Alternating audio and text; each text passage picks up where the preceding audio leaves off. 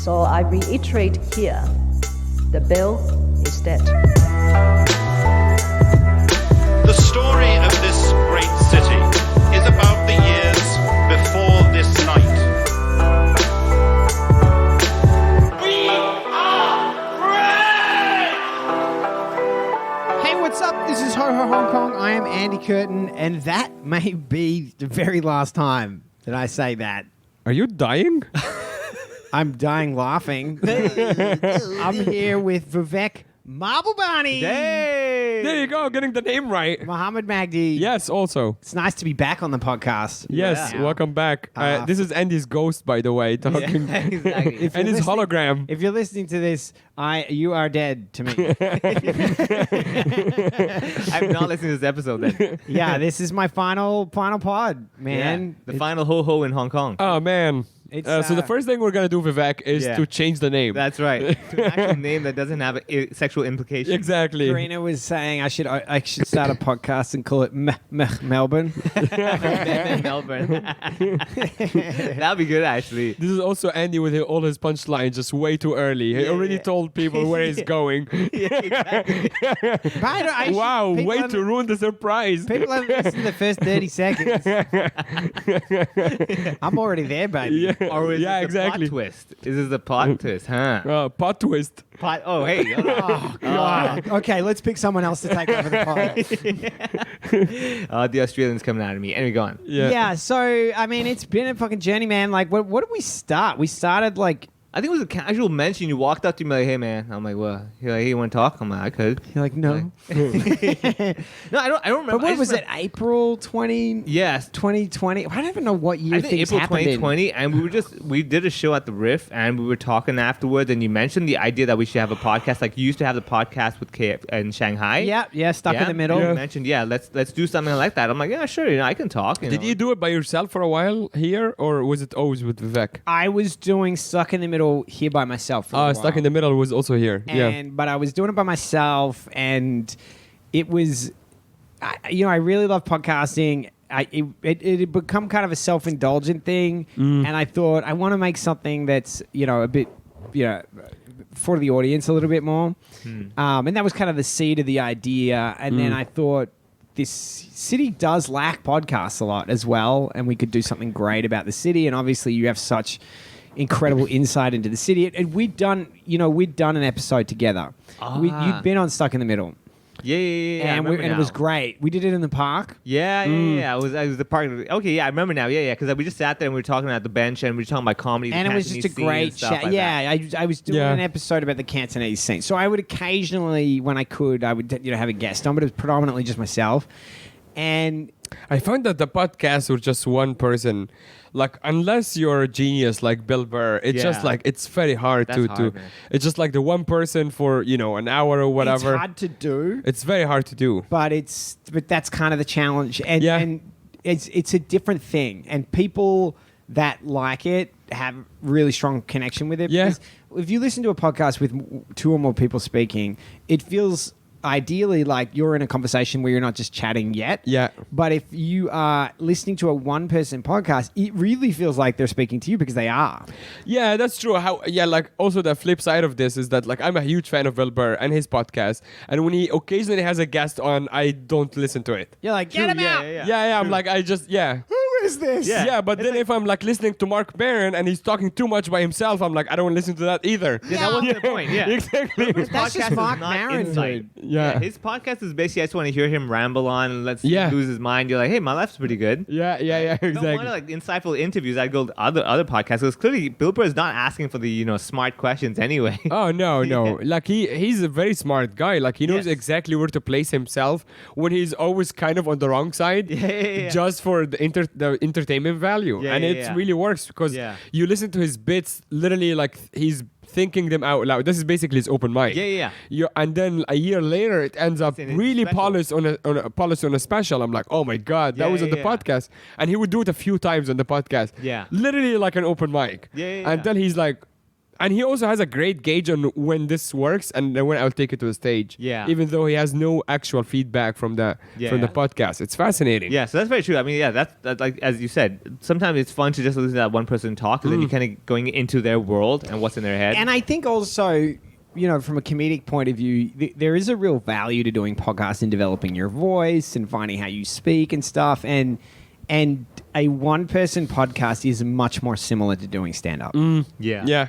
Yeah, just And you've got to, it's also like, it's flexing that muscle of thinking while you're speaking. Yeah. Which is hard. Oh, trust me, I've met many people who don't think when they speak. So. You know what I mean? Like people don't realize this is like, especially when you're headlining or something, you can start a bit and your mind is totally elsewhere. Yeah. Oh, yeah. And it's automatic mode. How many times I get this all the time? Maybe you don't get it, but sometimes I'll miss a bit and I'll start a bit and I'll be like, You're thinking of what did you miss? What was that bit that I missed? Yeah. Oh, yeah. Yeah. And then I'll get it. Dude, sometimes I'm on stage, I'm looking at someone and I'm doing my thing and then I'm like, I want to make fun of that person, but I have to think of something while I'm completely talking about something else. I did that the other night. Did you? You were like, there was the girl who interrupted the host. Right. And you're like, don't talk to her. I'm like, she's good. She's going to be gold. Yeah. And not only did I get tons out of her, so I waited. It was right at the end of my set. I just started bringing her I into remember it, now, and yeah. It was like a real strong close to the set. Yeah. And then Ben talked to her and he got stacked. Like, Yeah. Because Joe Klosick, to me, is the best crowd work comedian that I've worked with. And his whole thing is like, he says, if you got 100 people in a room, one of them is itching to make your show better. Right. Yeah. It's not the person that wants to be funny. Yeah. It's not the person that wants to be part of the show. Yeah. It's the person that when you ask them normal questions, they just kind of give you these off-kilter answers that give you tons to work with. Yeah. And they're not like trying to make a joke out of it. They're like, just the answers are just interesting. And they're not Ben trying said to to this steal the woman- show. Yeah. Ben said to this woman, how long have you been married? And she goes, 9 years, no, 12. Right. You Yeah. know? Boom. It just straight away. Yeah. There's She just didn't so mean much. to make a joke or make it No, look weird. she but wasn't trying to be funny. She Yeah. was just lost in the moment. And Yeah. when I was up there, I was like, you're doing a good, because she had interrupted the show, and I was like, you're doing a really good job of not talking. And she's like, I'm here to heckle Ben. I want to make his night. And I was like, are you talking about the show or afterwards? Yeah. Exactly. And it was just, it kept going from there. Yeah. But anyway. Back to I think you're talking about solo podcasting, solo and podcast. then So we'd done this episode at night in the park, and I just knew that we could do a great show. It was easy. It's easy for us. We don't really need a topic to just go. Yeah. I've never done a podcast with either of you actually where I was like we didn't have something to say. Oh yeah. I mean, we also we talk. I think the three of us talk for copious amounts of time off stage. But when you have people, ironically, what's good is because we can pick it up. Yeah. But there would be more. We're more likely to hit a moment where we have to think about what to say with a guest, because guests can be of course anything, different. you know? And having that as a base means that you never lose it, because it's like, if you don't have something to say, we've got something to say. Yeah. True. And I mean, it was good. I mean, I'm sad that I know happy we're that jumping you guys- around here a little bit, but where are you going? What's happening? So I was offered a job with our previous employer. Oh, Kung Fu comedy? Hey. Yep. I'm back. You're going working, back into it. I'm back working with the Riff. Yeah. Back with Live Nation, and Nice. I will be head of comedy for Asia Pacific for their business. So thankfully, I'll be able to, when borders reopen in 2091, I'll be back in Hong Kong with some level of frequency. Nice. So yeah, I mean, it was a big opportunity for me to leave. I never thought that coming from where I come from, doing what we do, connecting the dots isn't such a simple thing. Like, I didn't know how I could do what I'm doing and move home. I just didn't see that there was even a possibility to do that. And then it got thrown at me, and I was like, that's that I time. was like, this may never happen again. Yeah. Fair enough. If I don't take this one, I don't think there's maybe one or two other jobs that exist that would be similar. Yeah. And that's not even to talk about my eligibility for them. Yeah. And so I just ran at it. Yeah. Yeah. And And if I'm also, being honest like- with you, yeah. like things happen and everybody has a line. And for some reason, for me, just emotionally, when I saw the National Security Education Day having the guns in the schools, the plastic guns in the schools, Yeah. I was like, that's it.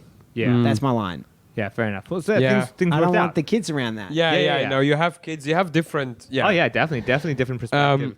And I mean, also at the end of the day, we're all happy for you because we knew you're not gonna make it in stand up. The fact that you finally found a corporate job is Yeah. great for you. Yeah. So you can still be among stand up. Yeah, you can be among stand up, Man, so I you're not have- too sad. Yeah. But you know, I haven't worked in an office for 10 years. Yeah, it's gonna be so weird, man. And they already sent an email, I guess, weeks ago did now. they tell you that you're wearing suit? You have to wear a suit. They said there's a minimum requirement of 2 days a week in the office, and that's Oh. a COVID thing. So Oh, wow. that's going to go up. Yeah. Oh. Oh, I'm like, little Andy in his suit. Yeah. I might not last, you know. Dude, I want to see Andy like meeting people, giving up name cards, and have I know. 2 hands or 1 hand. That's the question. Are you gonna stick Two, to? come on. I've been You do trying two- for 12 years. Yeah, there you go. What, Okay, yeah, do I look yeah. like an amateur? Yeah, All right, second yeah, question. he's not an animal. Yeah.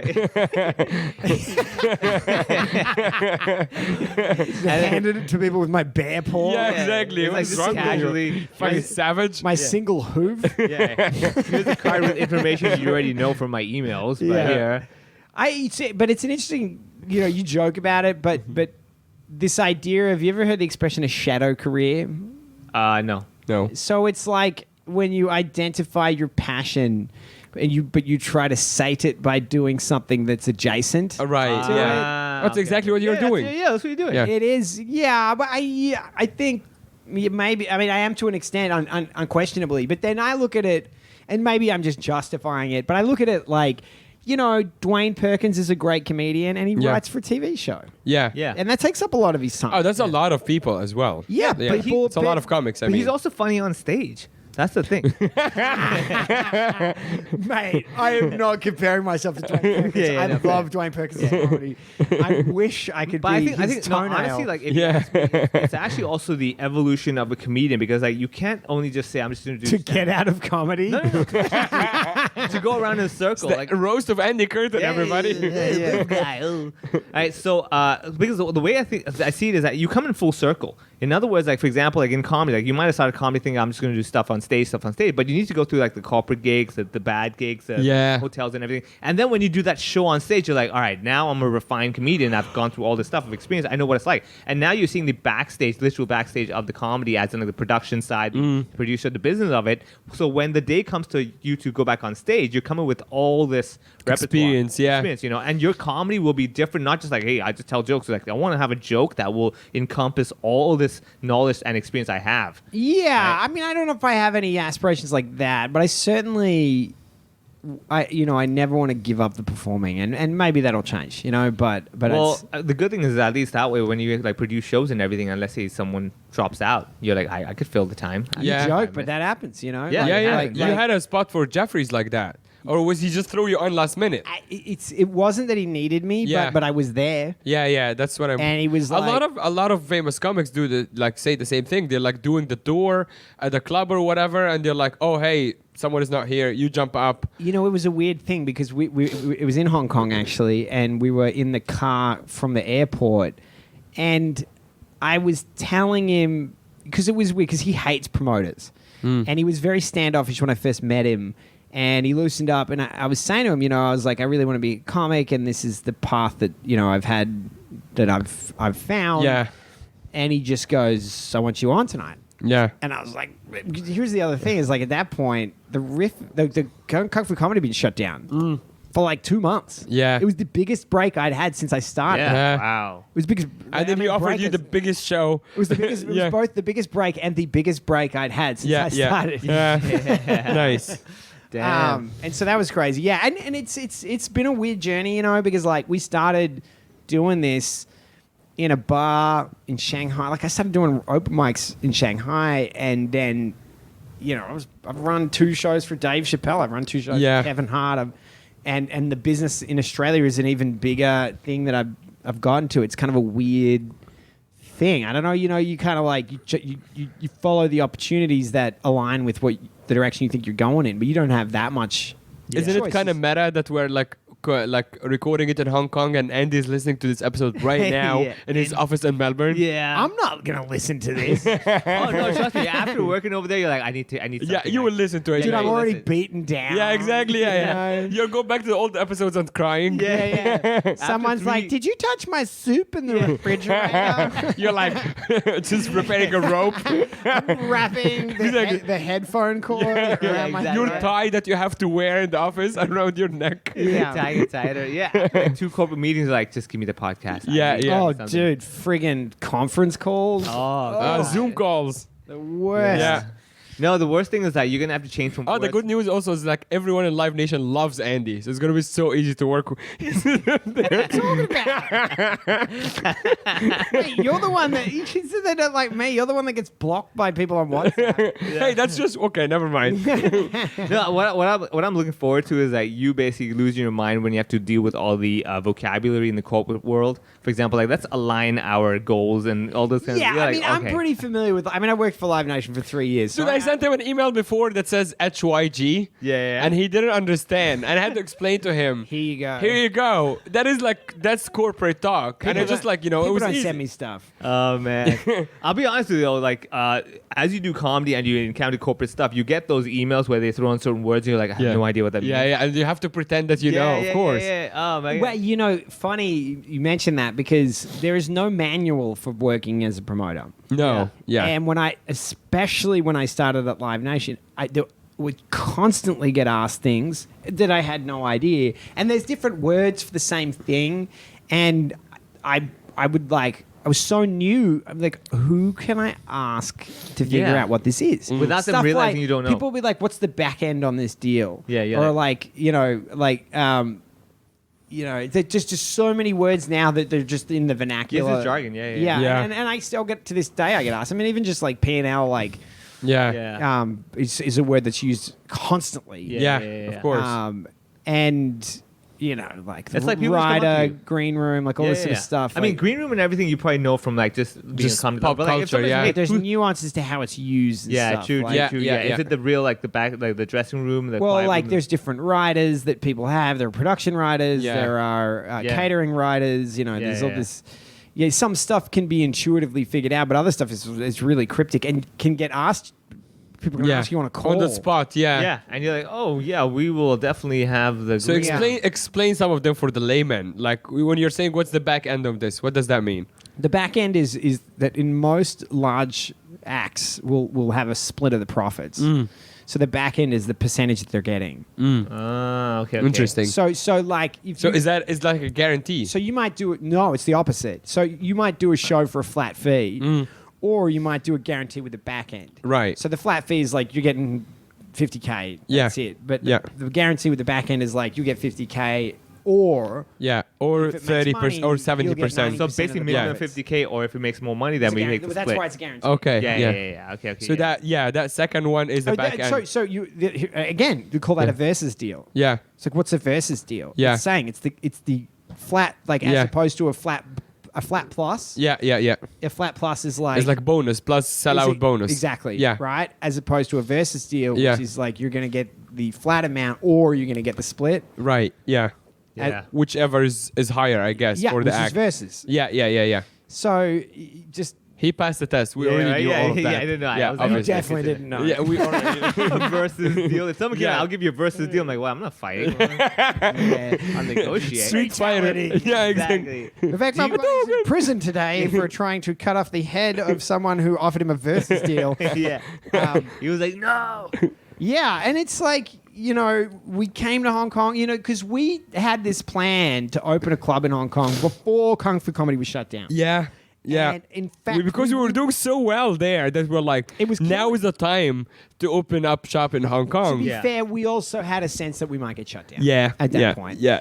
And we were very meek in our aspirations here in terms of the size of the room, and that didn't work because the rents were so expensive. I And we still couldn't- genuinely we couldn't believe. find a room. We couldn't find a room. Yeah. And then Kung Fu Comedy got shut down, and we said we're going to find a room, and that's when we really ramped up the bar side of what the business would be, just so that we could justify getting investment for like a larger premises. Yeah. And I mean, I still think the Riff will be the most beautiful comedy club I will ever see in my life. That's exactly the sentence I was going to say earlier. I still genuinely believe that obviously it sounds very biased since we built it, but I don't think any comedy club anywhere would be as nice as the Riff was. I mean, not obviously as successful or as like long lasting, but like as beautiful as it is, or has like how well designed it is to just to be a kill room. It's just been built by comics and not by people who are trying to maximize F&B. That's right. Yeah. It's just like nothing would be as beautiful. Yeah. Which really sucks because like we have been there. This is our memory now. Yeah. And I know for a fact, no matter how much money I make, I can't replicate that. No. No. And you need, it's a moment in time. I mean, Yeah. you theoretically backstage is the closest thing that could get. Yeah, of course. And we that quality. Yeah. Well, it's not just the quality, dude. It's the opportunity. It's like Yeah.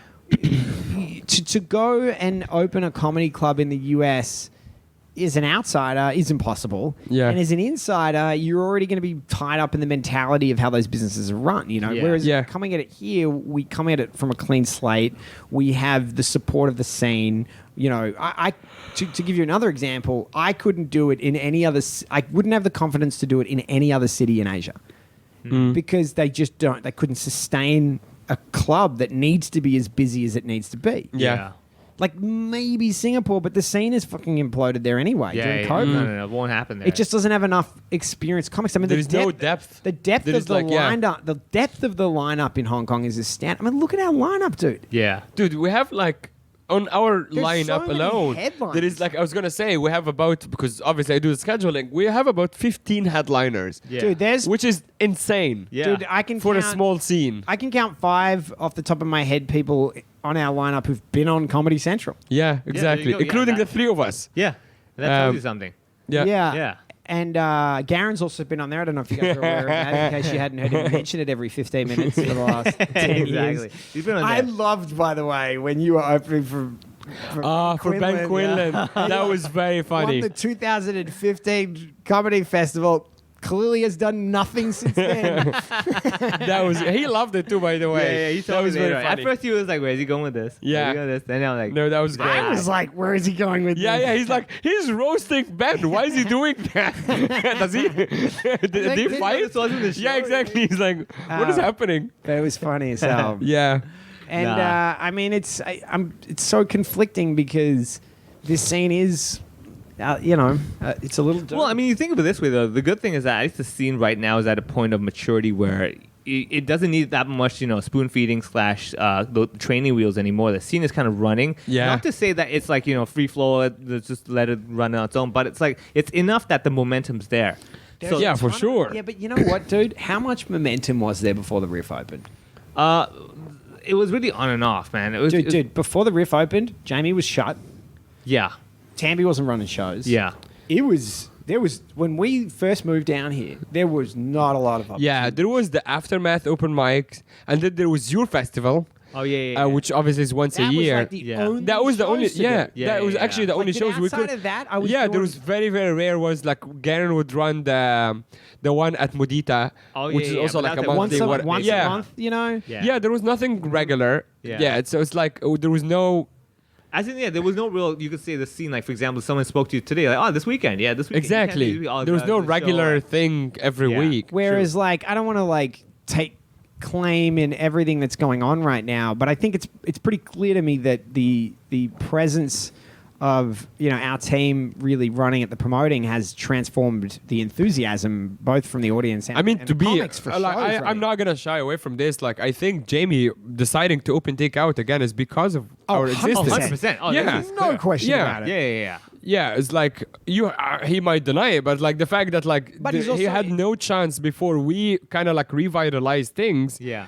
And he's like, oh, okay, I guess I have, I guess there is a scene. there is a scene, an exactly. audience. Yeah. He's also benefiting from the fact that number one, he's like completely copying all of our marketing, Yeah. and number two, people are enthusiastic about stand-up again. Yeah. It's Yeah. become a hot thing again. I think Yeah. also because the reference is different. Okay, so for example, before, if you were lucky, you'd have a good show, and people, hey, that's a good show. I'll tell my friends. Yeah, it wasn't yeah. regular enough. Like, hey, go this week. We'll go this week. It's Yeah. like, I got to wait a month. I'm not gonna remember that. Yeah, That's exactly. number one, right? Yeah. Number two, also like the quality. Like you would go there, like it was a show, but is this something I'm gonna tell people? Hey, you have to go check this out. Yeah. It's You not gotta be really great. there. You can't be good. You got to be great. Exactly. Because Yeah. people, you got to be so great that people will come back. And people have a need to tell their And friends. you know what I've really noticed is like, so we check the buyers' records every week, Mm. and there's a girl that's come to 7 weeks in a row. Yeah, 7 weeks? which is a little concerning, but She's not a standalone, dude. I could name. No, I other know, people obviously. that are not there every week. The number of people that are repeats. coming back Yeah, the repeats Yeah. are. consistently, it's Yeah. astounding. Yeah. And it's just stacking up. And it's why I know. I mean, I've been doing this long enough to know that backstage is in a phase where it just needs to stay the course. Yeah. Yes. It will grow. Yeah. Yeah, It's got you. This is a momentum game. yeah, it If is. you are building momentum, if you have the momentum, It's long you will breath have- game as well. Yeah, It's like yeah, when you gas out so quickly, Yeah. and when you're not consistent enough, it just like the audience don't trust that you have what it takes to Oh, man, build I a whole just- thing. Yeah. I Yeah. see that constantly. Yeah. Like these people go, there's a promoting a show is Yeah. hard. Promoting a consistent show is It's another seem like ballgame.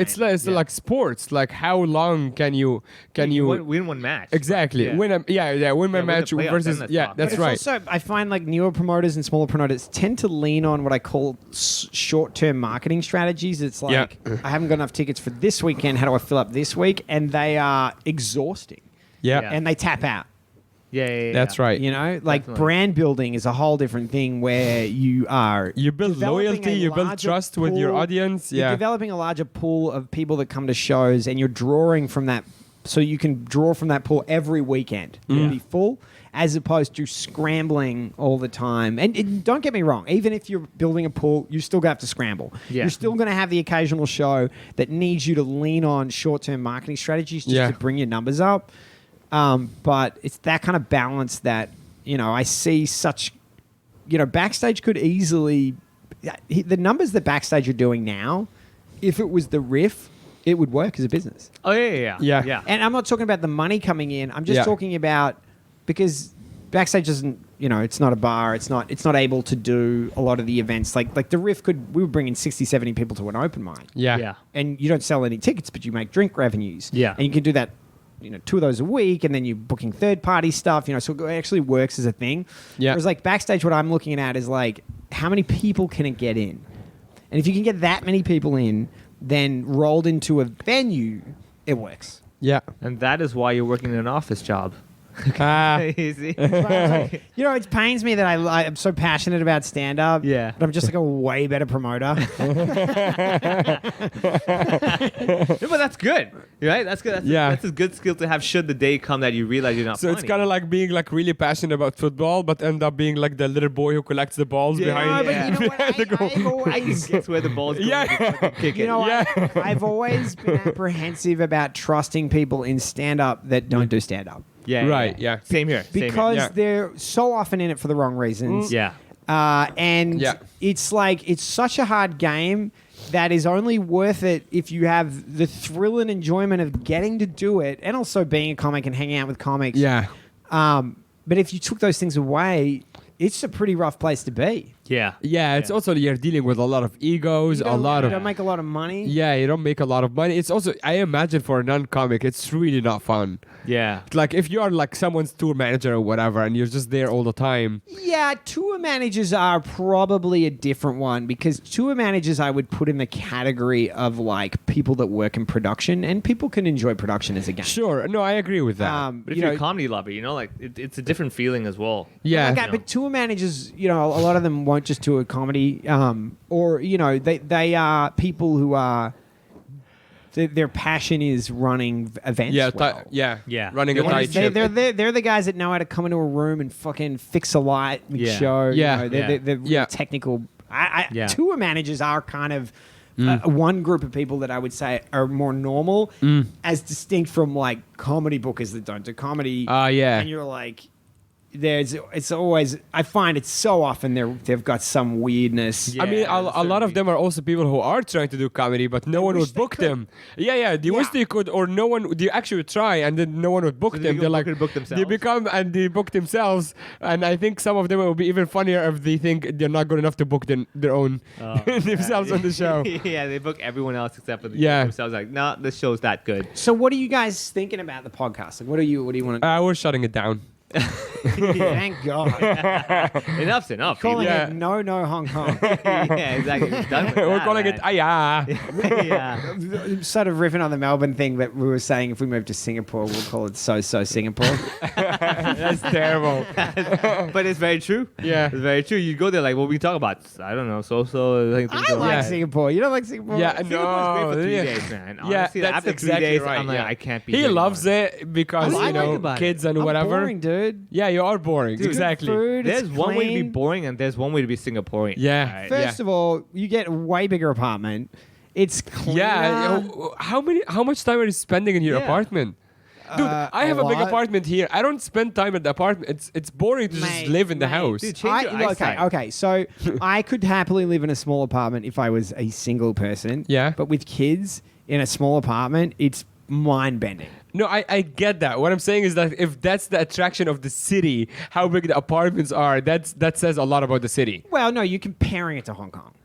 Yeah, like sure. I think that Hong Kong has, you know, the big thing is just that it's scenically different. Yeah. Is a big thing, which you don't give a fuck about. Oh, you mean the trees? Yeah, they're green everywhere. I mean, like, Yeah, see, Singapore has exactly. trees, too. Yeah. I don't know. I they're just also always green. had a good vibe from Singapore. I don't want to Yeah, poops. it's all just over it. boring. Like, Have you think been of there the things that we do here. Like, we have done a lot I of do fun shows. things That's here. all I do. No, but we've done a lot of fun things here. We went like trekking, hiking, water pools, whatever. All of this stuff. None of this. Singapore is fake. There is nothing that. There is no nature. There's nature. In Yeah, there Singapore. is fucking Sentosa Island, which is like some other bullshit, made. It's kind of like Dubai. Dubai is the same. Unlike actually Dubai, like Singapore is one city. If you go out of Dubai kind of sucks. But if you go out of Dubai, it's gorgeous. Really? There is there is desert, there is mountains, there is Which part's gorgeous? so there is a place called Sharjah. There's Yeah, there's so there is like a there's place called oasis. Sharjah, which is like literally there are like Yeah. oases, and you can go like sandboarding. This is like just a lot of nature. Wow. Singapore has what fucking the boat on They have top a of night safari. yeah, a boat on top of building, MBS. which looks Yeah. fucking stupid. Yeah, There's the supposed infinity pool where you're like, that was pointless. that would Infinity. yeah. I don't know. Okay, so For the podcast. yeah. So I mean, honestly, with the podcast, I think the fact that Mohammed and myself are for high energy individuals. Yeah. So I'm sure that definitely the podcast will be super fast paced. Yeah, yeah, That's one I can guarantee. yeah. And I think also because I think we're gonna have to preface every episode, but like you might have to slow it down Yeah, by exactly. by 2 Download times. this People are podcast- like, I didn't realize I double speeded the Exactly. podcast. Yeah. download this podcast player, which can go 0.5x. What I'm going to do is each episode you put out, I'm going to listen how many minutes before the guest gets to speak. You're assuming there will be guests. Hilarious. Yeah, we will Yeah. call them witnesses. They'll be here on the episode watching us talk. Yeah. Which is literally they are a guest. Yeah, They're going to be your only listener. Yeah. No, I would say honestly, like our personalities are the type that we've got our own issues, but also like listening to you talk in previous episodes of the podcast, like you're not afraid to basically go hit the harder question. Yeah. Right? And like, Yeah. You you talk don't- about when he like punched Neri Vitachi in the face. Yeah. No, we're talking about That Andy. was like the We're, blackface we're, bit. we're talking about Andy being a pussy, basically. Yeah. And also seeing like on stage as well, like Mohammed will address certain issues like in the audience or if the situation is going Yeah. on. He's not gonna be like, oh, let's all be happy, guys. Yeah. Like, so I'm definitely interested that I'm sure we'll get some guests where they're nice people or not nice, whatever. But like you wouldn't Yeah. be the type of like, let's just be polite. No, I do want to up like the risk just a little bit of Yeah. like just making it a bit more not exciting is not the right word, but a little bit more buzzy. Yeah. Exciting's not the word. A little bit more boring. So what podcasts, what episodes, when you think about what we've done so far, what comes to mind? Like what's been a good episode for you? For myself, a good episode. Let's say with David Young. That was great. That was really good because like his insight was really interesting about talking about vegetarianism and how he came about it. Because he also is a type that he's bringing you a new angle on the topic that we're all like, yeah, we can do that. We understand. For example, like the vegetarian lifestyle, vegan lifestyle and stuff. He was talking like you cannot force people, you cannot guilt trip into them. You got to make them like say we're all having a good time, and you can join us as well by just changing a certain way. Like, you can't shame people into you can't action. shame. Yeah. So insight like that, like for me, that's what I like to listen to from people. Where I'm like things that open my mind and maybe go like, very good point. Now, how could I do that with my life? How can I not, shame someone that I care about and make them do what I want? I love learning from these guys. I'm genuinely interested in the stories we've heard, and it's kind of cool after a while to be like, I know all these interesting people that I wouldn't interact with. Yeah. During my normal stuff, like there were tons of good ones. I mean, I think Bobsy was an interesting one that Mohammed did. I really like the Ben Cowling one, the one that Ben Cowling's been amazing. The one that you fucked up the audio on. The bad audio one. Oh yeah. Sarah Tong was amazing. Sarah Tong was awesome. There's many. Actually, I really like the episode that the three of us did at his house. That was really fun. That was That was a very good. Just trash. It was basically just comics talking shit. It was really loose and funny. Yeah. I would say like so what Andy has done already is that he has these kind of categories for episodes. For example, you have the more like the deeper storytelling. Yeah. You have the comics just shooting the shit one. You have the one that really insightful, mind blowing one. And I think definitely with Mohammed, I mean, I'm sure we'll eventually start having new categories. Yeah. Okay, for this type of guest, we can definitely go with that angle. Yeah. So I'm looking forward to that. It's really hard for me to like just gauge like, okay, we're gonna do it this way. So I think I think it's like you kind of like figure out along the way, which is exciting in and of itself. It's all right, how can we do this better after a certain episode or something like that? Dude, one thing I kind of like about it is that if you say, I know what's going on in Hong Kong, I read the newspaper stuff, but it's like you realize that the media does present the city in a certain way, and a person who's really knowledgeable about the city in a casual conversation gives you a really different insight to it and a better feeling for the emotion of certain things. And I find that I hope that people listening to the podcast, it really deepens their understanding of Hong Kong. And I certainly feel like for me as well. I mean, even just like talking to, Dr. Marin Pierce about like the sustainability issues that the city faces. Like just don't think about that stuff. Yeah, you don't. And if I read an article about it, I think I'd gloss over it. I wouldn't sort of have that same mindset of like, okay, here's a guy who's benefited from the head of Welcome finding a plastic bottle in the beach near their house, and they've leveraged that to change the way that I think so. I love that the side. contrast. I mean, so Andy usually like you come from a more like analytical or like more intellectual angle of questioning, and whereas Mohammed, comes from a very volatile, emotionally. So I'm saying like that's a really good contrast because then now we're gonna have guests who are like intellectual, logical, and everything, and the two of us are like losing our minds. Going, which is why we should get Nuri back on the podcast, which is you and me. Dude, I genuinely think we should do it at some point because he's an idiot. And I'm just going to say it right away. He's an idiot. He would totally do it. He would come on. Oh, I don't know. And that's a very good point, actually. Like, he might be, for all you know, he probably forgot. No. And we're like, okay. Nah, he wouldn't forget. He knows what we're up to, but the thing is that the chaotic expats group has been harassing his Facebook page, and I've seen him comment on it. He thinks it's us. He doesn't have the connection. He describes them as comedians. I'm like, it's not comedians, dude. It's a Facebook group. Yeah, it's also they're trolls. They're self-identifying trolls. Like they're saying they're trolls. Yeah. But anyway, at some point, not so soon, but at some point, I would like to invite him back. Wow. And it's just the two of us. I have some regret about how much of a free pass we gave him, which is why I want to invite him back. But I also think in my I genuinely think we did a good job. I think he got much worse after we recorded it. Yeah.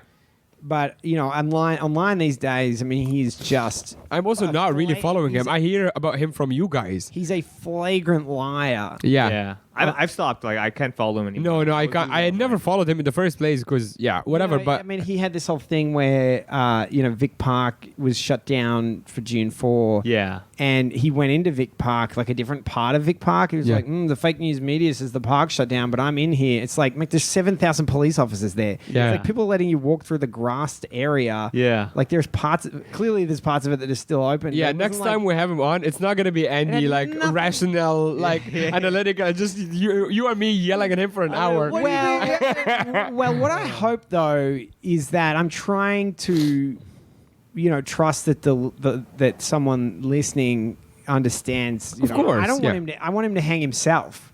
I know. I'm obviously joking. It's more compelling, but- I think, if Yeah. he hangs himself. Yeah. And he said some absurd things. He said that he goes to the June 4 vigil Oh, for every the year soldiers, and right? lights Oh a yeah, candle for the no, he said, soldiers. but he also uses this stupid fucking vague words like for everyone. Yeah, and you're like, I'm like, okay, so alright. there are victims and there are people who murder them. Yeah. Which one? Everyone. I'm like, and it's like, oh, okay, buddy. Yeah, it doesn't work that way, but okay. It's kind of like, if you're talking about World War II and, Yeah. all those Nazis that died, you're like, Yeah. everyone died. That was such a tragedy. It's Yeah. like, all right, buddy. Alright, you're going there? Yeah. Okay, all right. Yeah. That's It just, fine, yeah. know? It's also like you're right, like people- Like my uncle died in a Nazi concentration camp. He fell off the guard tower. Oh, that's great. yeah. Yeah. There you go. Yeah, so I think definitely there'll be some. I truly believe there'll be a lot more volatility. Yeah. In the podcast, Yeah. depending on who's on. But I'm fairly certain the fact that we'll probably be inviting more intelligent people. As Yeah. we want insight rather than just like we just want to create drama with somebody we don't agree Right, with. yeah. So No, I don't think you guys would do that. I think that- Yeah. no, but even like it's in its own way. Like unless someone really deserves to be on the podcast that we don't agree with, we want to bring them on to kind of clear the air and everything. There is something else that I also want to maybe discuss is because you're a Cantonese speaker, we can get some people who don't speak English. I've been fascinated by Golem on Lang Kwai Fong. Oh, that Dude, guy. didn't he die? No, he's still there. that's the Elvis Oh, the Elvis impersonator. guy. Elvis, yeah, I yeah. want to get Gollum, like obviously not even for a full episode, but I'm thinking of getting like those really Hong Kong famous people. Yeah, people know. Who the only problem is that they don't speak English. But now Yeah. that you're here, I want to try to We get can. those like and it's just like if we interview Gollum for like 15 minutes, like Yeah. what the fuck? I don't think anyone knows what this guy is. Like Yeah. what's his He's just story? hanging out all the time, and He just people hangs let him out. Party with him. People He's trying to party get the with ring back. yeah, exactly. That's why he's pointing at people. Like, I want to ask him, where's the pointing coming from? Yeah, like, yeah. What's the history? also, where do you live? Like, what's your history? Yeah. Why are you? Yeah. Next thing you know, he's like, "No, I own this building over here." Yeah, and, that's like, why I'm. this bar is mine." He's That would be pointing. amazing. He's pointing at all the buildings he Yeah, owns. he's like, That's why my he's going. place, that's my place. Collecting some rent tomorrow. Yeah. Well, That's great. I mean, I know you guys are going to kill it, and it's sad to hang up the boots on it. But I also hope when I come back into town, I can come back on and. I would say about that, but I was gonna say it depends on the lineup. You know? yeah, exactly. Love you, buddy. Before you come back, just ask us if we have slots. I always Sorry, Gollum's booked. all month. exactly. I always have slots. I don't know about you, but. Thanks, guys.